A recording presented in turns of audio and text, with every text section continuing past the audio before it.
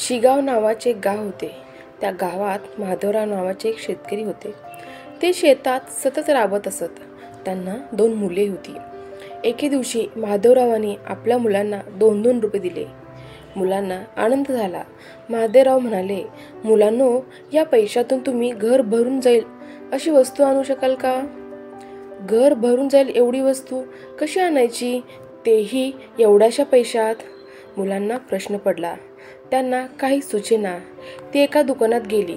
तिथे त्यांना अनेक वस्तू दिसल्या. दोघांनी मिळून खूप विचार केला. त्यांना एक कल्पना सुचली. दोघांनी मिळून एक पंती विकत घेतली. मुले घरी आली. संध्याकाळ झाली. त्यांनी पंतीत तेल घातले, कापसाची वात केली, पंती लावून ठेवली. तेवढ्यात महादेवराव आले.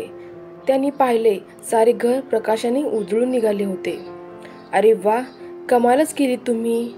बघा बाबा, आम्ही घर भरून जाणारी वस्तू आणली. खरेच घरभर प्रकाश पसरला होता.